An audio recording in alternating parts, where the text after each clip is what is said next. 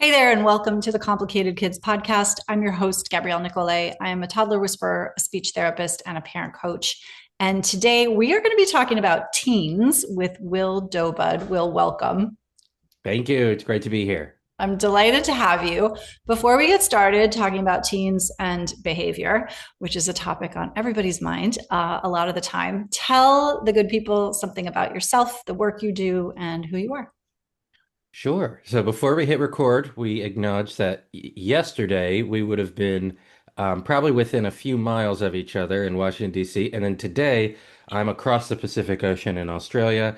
And so I'm going to try not to yawn. I also hung out, speaking of toddlers, I hung out with a toddler the other weekend. So I have a sniffle and a cold because of that, because they are a petri dish. Uh-huh. Um, My name is Will Dobud. I am a social worker through and through. I grew up in the DC area, and from about 18 years old, I just thought I really wanted to work with teenagers. Studied social work at UMBC, and eventually met my wife, Renee, who is Australian. We met in Alaska, and then she said, "Come visit me in Australia," and I said, "Okay." And really liked working in Australia and kind of actually working in just a totally different cultural place. And it really challenged and pushed me. So um, while I was in Australia, met great mentors and got bit by the research bug, which got me, into writing, which, we'll talk about our new book, but also trying to spend my days thinking, how do I work with teenagers and families? But then also, how do we actually communicate the research well about what works and what doesn't work? So that's been really my passion is trying to sort of get real about a lot of this stuff that can kind of get portrayed poorly, or when really good ideas turn into more negative ideas. And Mhm. so that sort of stuff. So not shying away from bad practice, but I think of myself, as my mentor says, as a pracademic. So, a practitioner and an academic. So, Oh my gosh, I love that we could, term.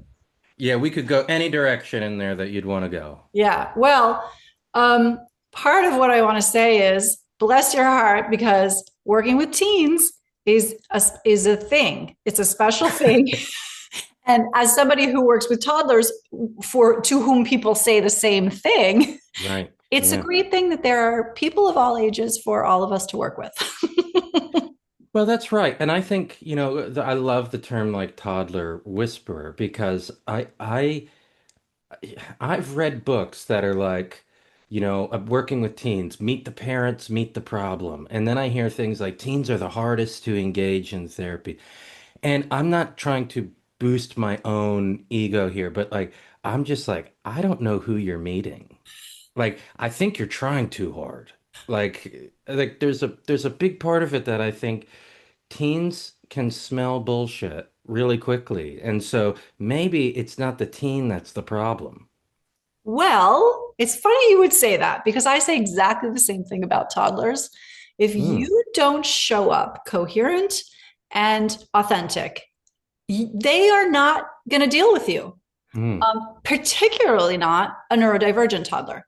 And I Hmm. would I would venture to say, particularly not a neurodivergent teen, because their BS meter is off the charts. Right. Okay, so we're kind of circling around the topic here, which people will have Hmm. guessed by now is about teens and behavior. So you have this amazing kind of idea that I really want to like let's poke at it. Hmm. You say that trying to fix teenage behavior is it often fails, and you said something else before we hit record, which was something like it's really dumb. Yeah, yeah, it doesn't make sense. Yeah. So why? Why does trying to fix teenage behavior not make sense?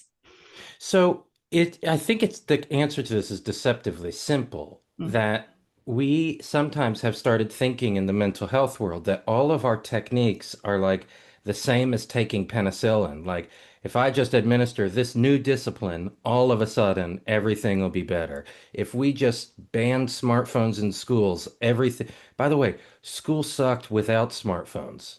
Like I was doodling and distracted in everything without the phone. Oh my God. So, Okay, wait. I gotta tell you the story. I yeah. did an interview with a coach, a parent coach, whose name is Ben Pugh, Pugh. You should definitely go back if you're listening to Oh, this and cool. listen to that episode after this one. I will. He went to school in the 80s. He's a 50-year-old man. He lit a school bus on fire. That's how Yeah. much school sucked for him. Yeah. Yeah, that's right. And that generation of adults from the 70s and 80s were worried about teens today. The rate of suicide for them, that's the highest of any generation recorded. So this notion of scapegoating all these pieces, excuse me, of technology, we're again missing the point here. So when we were writing kids these days, that was only a working title because we thought it was funny how adults make fun of every generation of kids.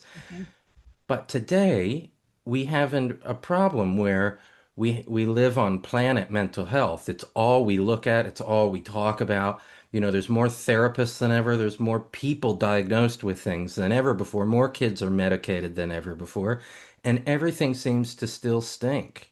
Like, how can everybody be on anxious pills and then The Anxious Generation is the best-selling book of the year last year? Like, we're missing this huge point that if we keep blaming the kids for the environments that adults have created, what are we actually asking kids to participate in?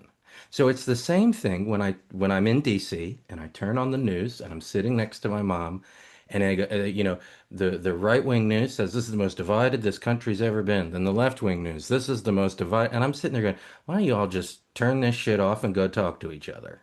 Like, so we have these stories about kids that we keep telling ourselves, but simultaneously, I find the labeling and the trying to curb these kind of what could just be normal teenage things Mm. into it ends up into this pathologizing of kids. So there's research we found huge big studies out of UNICEF, like the Children's Emergency Fund. You have to treat kids like resources or else it's likely to fail.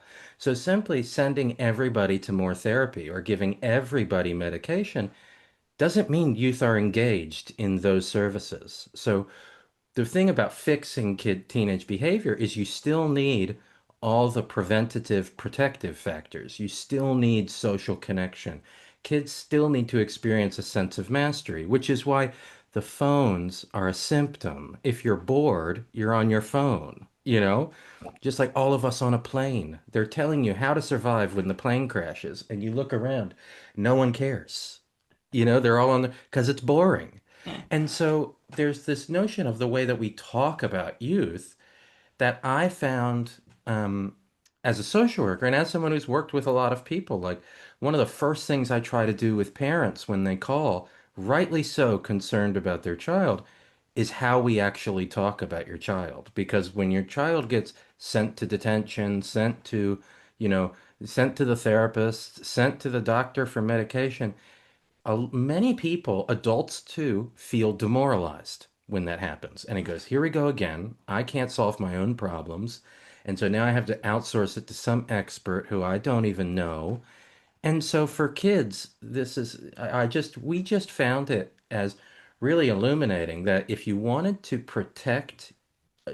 prevent your child from getting a mental health condition, how would you interact with kids? You know?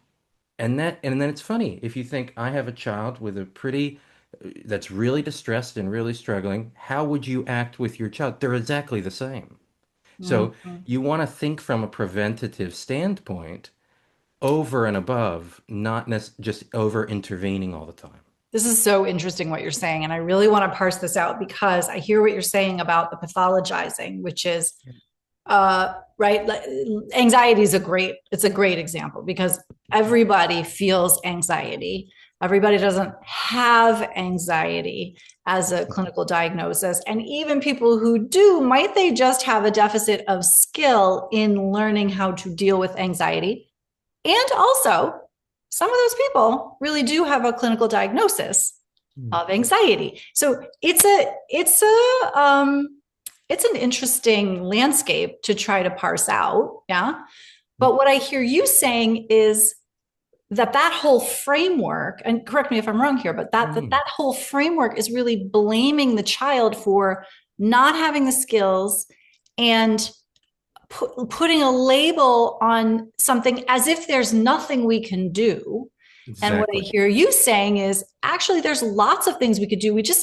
We should be doing a lot of them before. Hmm. Well, there's something I'm working on a Substack piece about this at the moment, with some data that came out, where it shows the levels of anxiety of different countries, of people's anxiety. Now, in the United States, we count it more than anybody else. Mm. So there's this notion of you are what you count, you know? Uh-huh. And so one of the problems with this, and I think this is probably for anyone who picks up kids these days, is it's not a parenting book. It's Uh-huh. a book about what's going on. And we call it a book about youth mental health for adults because we didn't want to be pigeonholed into just parents or writing a book just for therapists. Mhm. And so we talk about the numbers, and numbers, they're inherently a bit confusing to follow. Is there, when it comes to anxiety, a crisis? Well, if you surveyed everybody, you'd probably find a crisis. You know, we did see a spike of emergency room visits in the 2010s for the scariest reason any parent would want their child to ever go to the emergency room, being self-harm. And so we do have that spike. That's deeply worrying. We also have rising rates of things that when we talk about attention related issues or anxiety in school, that to me, I go, maybe we should be looking outward, outside of the child, into the environment that I mean, compulsory schooling is only 150 years old. Human beings are, we've been around for millennia, you know, evolving. So, but one of the things, like an example in the book is like the most widely used screening tool for depression is the Patient Health Questionnaire 9. This was created by the marketing team for Zoloft. So there's a power game at play here as well Mhm. that parents, and this was the motivating part of the book, parents give up so much power when they take their child to seek professional help. Will Mhm. my child be diagnosed? Will my child be medicated? What will that therapist say about my parenting behind a closed door to my child? So much is given up to power. And as therapists, we give up a lot of power to our professional associations, to health insurance, what they want us to do. That usually has nothing to do with being evidence-based. So there's this layers of power that meant that there's a system and a narrative of how we think about mental health that can be picked apart. And then I think it doesn't feel as daunting when we can really Mm. see what's going on. Mhm. You mentioned school being having been around for, I love this, for 150 years and humans being around for much longer than that. Mm-hmm. What are what are some of the problems? If we're talking about like let's look at the environment. Can we look at Mm-hmm. the environment for a second? Like what are some of Yeah, the problems in school that are exacerbating or contributing or causing sure. all this bad stuff Yeah, that we yeah. talked about? So school is inherently built on a sort of compliance system. Now, I don't think I've met any educator who said to me, I just really wanted to work for a system that makes teenagers comply. And any sentence with teenager and comply in it is backwards, Stupid. right? And so, in the early 1900s, when school was really just beginning to become this compulsory thing, we're getting kids out of factories. When you surveyed most kids, like in the early 1900s, I think they surveyed like 400 at this one stage, and all of them but one said they'd rather stay in the dangerous factory than go back to school. And they made no money, they had no rights. It was horrible, right? So, but the issue with school is it for the kids that school works for. I'm thinking about my kids, Mm. straight A students. I don't know how this happened, right? Straight A students. I never had to make them do their homework. They were just, I'll say this to their face. They were just nerds. They got right through high school. My stepson got one detention. He came for raising his hand and not raising his hand. Teacher was obviously just having a bad day. Like, what a joke, right? And so for some kids, school is horrible. And I can speak from personal experience of that. I hated schooling, but I loved learning. Like I loved education. I work at a university. I can tell you I'm slamming my head against the wall every day dealing with the university, but I love being around students. I love breaking the rules. Every teacher will tell you about breaking the rules. And so there's this notion where, again, it gets back to fixing. There's data we found. The youngest child in a classroom, the most likely to be diagnosed with ADHD. Like a statistically, like, so what does that say about is this a real condition or is this person at a developmental stage of life where they can be in a better, a, a place that's better fit for them? So teachers, and I say this because I'm making fun of the system, not the people in it. Teachers, being an educator is the second most important job that's ever existed besides parenting. Rocket scientists have to have a teacher. But what happens is their classrooms are too big. They don't have time to do the co-regulation work that needs to happen. So we see series of what we call in the book regrettable substitutions. We got this from interviewing a toxins researcher, where people used to fall asleep smoking cigarettes, so they put flame retardants in the furniture. It stopped them dying, but it was poisoning everybody. And so it was a regrettable substitution. So we see the rising of kids being medicated, mostly due to what goes on in the classroom. They can't sit still. They can't fidget or they're anxious. And then they have, sedating pills for that. And then at the same time, I lost my thought here. One thing, give me a second. Yep. Well, I'll just keep talking and hopefully it'll come back. I Yeah. actually had a psychology professor who his whole academic work was on the tip of your tongue phenomenon. And I said, but you clearly haven't found anything because nothing has worked to fix this. Um, so with school, oh, this is what I was going to say with regrettable substitution. With school, what what we're seeing is the rise of social emotional learning. Mhm. So if more kids are feeling unregulated, what we're doing is this thing that feels right, looks right. Let's teach the kids some regulation skills. But we know from the attachment world, kids need to co-regulate with adults. So if the adults don't have time to be regulated themselves, if they don't have time when a young person is, let's say, dysregulated in class, can they go and do that work with the child in the classroom in front of the peers if it's a safe enough space to do that and demonstrate the work? Mhm. Where again, what we see from the social emotional learning and the data we present in the book is actually quite troubling about this, Mhm. that the young people who in big studies, so there's big studies out of Australia and in the United Kingdom, that when you take hundreds and thousands of kids and give them all sort of a standardized, manualized social emotional learning package with maybe it's informed by some mindfulness ideas, all this great ideas. What we see is at the end of those studies, the kids that got the intervention, the social emotional learning, are more anxious than the kids who just could go to school. Oh, wow. So it's we're folk again, it feels to me like a passive intervention. So the kid can't comply with the classroom, so we need to intervene.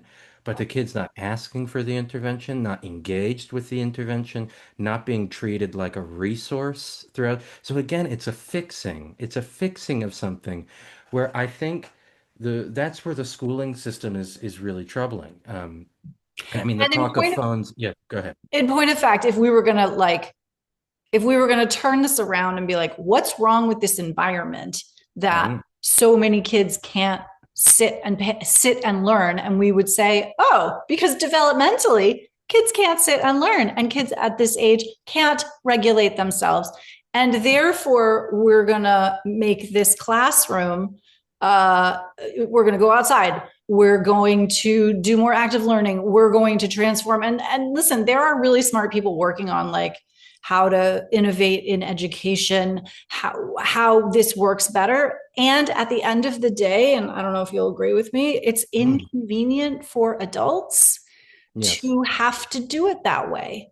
And when everybody, and I say everybody, when adults are overstressed themselves, trying to scrape by, two income household. The teacher is probably Mm. also working, if he or she is in a partnership, if they're in a partnership, like all the adults are dysregulated around these Mhm. kids. How are we figuring out how to regulate kids if the adults are not regulated? That's right. It's not only kids that have to fit into a compliance system. A similar thing has happened in education. One of my superheroes, like from 100 years ago, John Dewey, he was saying, school, this is not going to work out because we have a crowded curriculum. All these terms we all use from Dewey's experience, scaffolding, like these are all just philosophical ideas about how people learn. Mhm. And his ideas were, you have to give kids things to do, not just things to learn, and they'll do them, and they'll do them together. And part of the idea, and this is where culture is such a fascinating, and I will nerd out on this as a researcher, so interrupt me whenever. Like, culture is such a fascinating thing because when you're in the dominant culture, it's invisible. So we all think of school and go, yeah, that's just what we did. We went to school, we read, they made us read Thoreau and Shakespeare and this stuff, and then we got on with our life and then went to college. And 100 years ago, the notion was school is needed to really save democracy. They got kids out of the factories because not because of any ethical issue. They were like, this is actually just not good for children. It doesn't developmentally make sense. Mm. And so, but then all the kids were plopped into an institution that was created for the most affluent people, the most, so there was this system that was created for people that were going to go to college, Mm. And what is fascinating about John Dewey's ideas, and like this, these are sprinkled throughout the book, was the early 1900s, you're still in the hangover of the Civil War. You're also in this kind of new era where everything has to be science because Darwin wrote Origin of Species. So you have Darwin, scientists and religious people all fighting with each other, who's right, who's wrong. You have free slaves trying to get education. You have a whole kind of um, we think of like if we're divided today, like actually really divided, And one of the things they were thinking in Chicago, where Dewey was and the mother of professional social work, Jane Addams, was let's get all these people together Mhm. and then we can find our common truth together. So like Jane Addams had a summer camp in the early 1900s that was designed to teach young people about caring about the environment and not being racist. So you And see this is black like why I love social workers. well Because and but they come from no, but they yeah come from this holistic starting point. I mean, yeah anyway, keep talking. no and social work has its we are stuck in the same problem as Yeah. all the other kind of professions.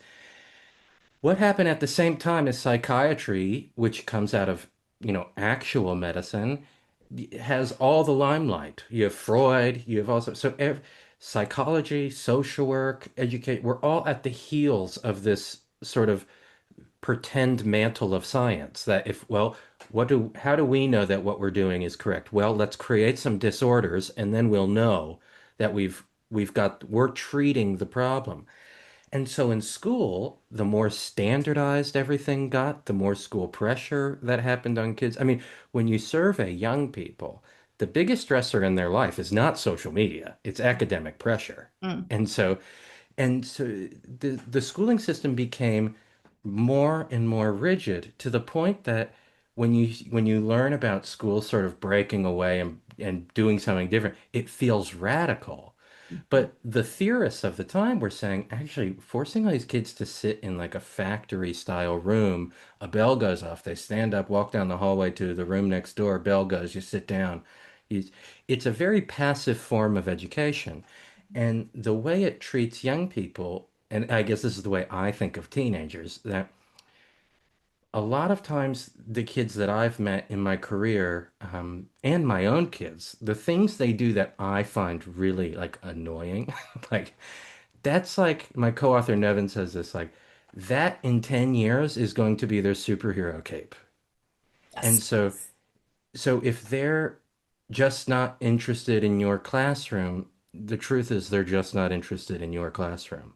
And so, but the notion, and this is another John Deweyism, but the idea that the people that come into your classroom are just empty vessels waiting to be filled with your expertise, we know that's not true. And in the days of where we all talk about lived experience, this person has lived experience, that person, why don't we actually let them use their lived experience instead of just following what we think is most important? So I think that when it comes to working with kids, I want dissent in my, well, I mean, I'm working with young adults or mature age students. Like, I kind of want dissent. It helps me to figure out, put my ideas back together when they get broken apart. I also want people doing things together, doing the work, so the best classroom in from Dewey's perspective is it should mimic the best democracy. Mm, And so that means sure there's a leader and mm, there's rules, mhm. but you also have to feel comfortable to contribute. And that's more than just taking a test, ticking a ballot box. It's can I participate in this democracy? So I think with young people, what we see in schools is they're in a place where they don't feel safe enough to really speak their mind, to really um, take risks and to participate. And we're seeing some of these statistics, and you can view this either way you want to, like how the kids aren't having sex anymore. Well, that also means less teen pregnancy. So that's actually really nice. Right. Um, but at the same time, that could also mean do these kids know how to go up to somebody and take a risk? I could never talk to that person at a bar. And what if they hate me? It's like, well, what if they like you? It could be awesome. That's the risk. Yeah. So, with so much risk being controlled for and being manualized, I think we've lost the most special thing about growing up, and that's that this is all just a developmental adventure. Yeah. Yeah. Yeah. Oh man. Okay. So many good nuggets in here. Um, and the thing you were saying about democracy at school, the same holds at home. Yes. When you can run a very nice benevolent dictatorship slash democracy at your house where kids feel comfortable having input, but you got to be comfortable with some dissent, Mhm. and with people not complying all the time. Yeah. And I think, yeah, our discomfort as adults, as an adult discomfort with noncompliance, I think is turns out to be probably one of the major issues. And what do we know? That if you pick your battles, um, you can choose the fight. Like that's the wrong word, but like you can choose the battle to get into. But if you're picking on everything and you're trying to control for everything, everything is going to be annoying, Mhm. Yeah. right? And so one thing, I mean, this is sort of a kind of theme throughout the book that we talk about is if every headline is about what's wrong with the kids, and we can make fun of the narrative about social media here for a second. So, teen pregnancy down. Teens today volunteer more than any generation that we have on record. They care about the environment more. Um, they drink less, they smoke less, but social media is terrible for them. So we only correlate these things to bad news, right? What if social media is why they care about politics more, care about, it's probably why they're all anxious, but like I was about to joking, say, but let's not yeah, talk politics. no, but there's a we need to get back to a place where we spend at least equal time on what's going well. And I've never met a kid that is just the problem someone has referred to me. No kid is just anxious, just angry, you know, can't sit still. Well, they do with video games or they do with, other things. And can we find a way to find when the child is at their best? And how can we work with that? How can I and that's when predominantly my work in the outdoors, but like, how can I set up an environment that's an exception to the problem, and then we can learn from there. Where the passive intervention is, I'll give you this pill, I'll give you this technique, you will have this intervention done to you, and then it better all work out, which is sort of like putting on a blindfold and throwing a dart and hoping to hit something. It's that we have 100 years of trying this and it's not working. Yeah. Oh my gosh. If people want to find out more about you and order your book, what do they do? So the book is available wherever you can get it. For those in the DC area, you can go to Politics and Prose and buy the book. That was my mother called me and she said, I saw your book in Politics. And I went, oh my gosh, that's Amazing. like, I That's made it. so I cool. was like, Yeah. I don't even need another sale. That is, Yep. so I went there with my wife. I said, look at this. It's right Nice. there. That's in the psychology section at the back of the bookstore. Awesome. But it's in some independent bookstores around. That's obviously harder to find. Like you can find it at a random Barnes and Noble if you even know where one is anymore. Mhm. But Amazon, online, wherever you get your books. Yeah, and then my name, Will Dobud, is obviously very unique and easy to find, so you can Google that. There's a website for the book, kidsthesedaysbook.com. That we interviewed a series of experts for the book, so you can learn about their background a bit more and get access to their information. But I'm a pretty open book, so um, I'm pretty easy to connect with. So social media, you just type my name in, you'll find it. I've got a Substack that I just have fun with and interview wild expert people on things they're interested in. But no, it's been a great journey and getting to talk to people like you. It's so fun because again, it helps you to go. We finished this, the book came out in September of 2025. And so it still helps you to keep thinking, what are we going to do next? What's the next project? But it's been a wonderful ride and yeah. Well, Will Dobut, thank you so much for being here. I appreciate this chat. Thanks. Yeah, let's do it again. Mm.